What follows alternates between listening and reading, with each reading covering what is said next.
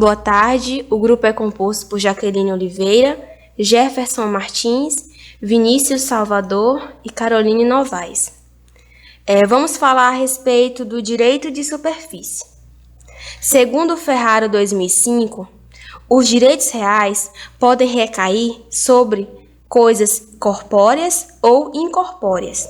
Dentre eles, encontram-se aqueles que incidem sobre coisas alheias, como se o proprietário viesse a permitir que outrem obtenha o bem como seu, em determinadas circunstâncias ou condições, nos termos da lei ou do contrato.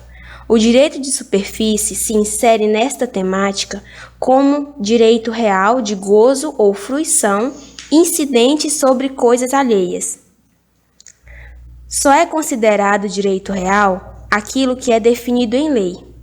O artigo 1225 do Código Civil, Lei 10.406 de 2002, dispõe sobre os direitos reais, e dentre eles está o direito de superfície.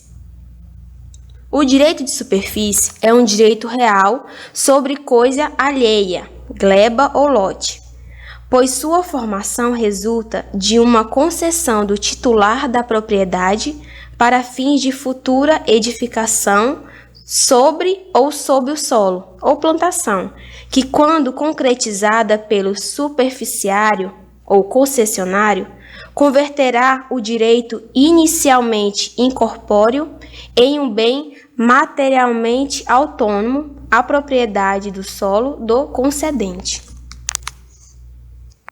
Ferraro 2005 ressalta que hoje o período é fortemente marcado pela busca de um maior equilíbrio social.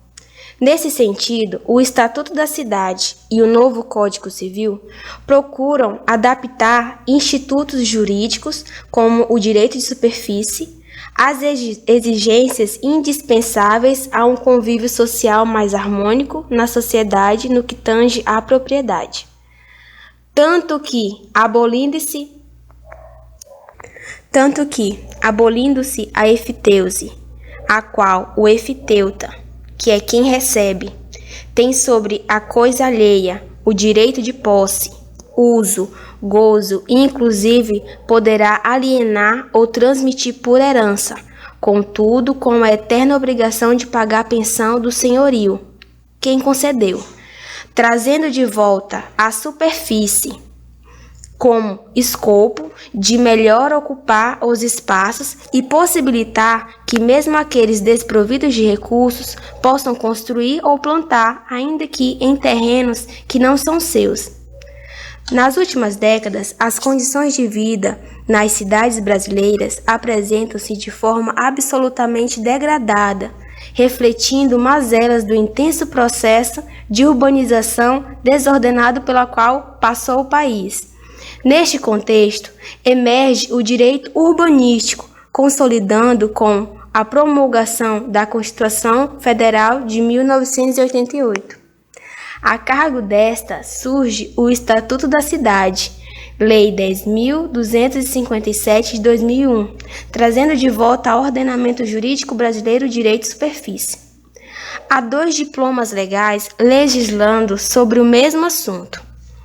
O direito de superfície contemplado no Estatuto da Cidade é um instituto de vocação diversa daquele previsto no novo Código Civil, voltado àquele para a necessidade do desenvolvimento urbano, editado como categoria necessária à organização regular e equânime dos assentamentos urbanos, como fator de institucionalização eventual do fator social da cidade.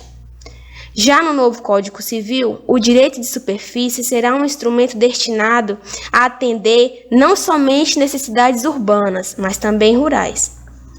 O direito de superfície é de suma importância para aqueles que querem ter seu imóvel utilizado, para os que querem trabalhar em um imóvel, lembrando-se que, como se trata de um direito real, há necessidade de escritura pública e, enquanto essa não for registrada, não tem efeito legal. O direito de superfície quanto às suas finalidades e a sua correta aplicação, necessita de uma atenção prioritária, a fim de evitar armadilhas legais e acabar causando prejuízos a outrem. Esse direito é real e ele pode ser entendido como o ato do proprietário ou fundeiro passar ao superficiário os poderes sobre a superfície do terreno e, por sua vez, este último passará a ser o proprietário de tudo que se acrescer à superfície do solo.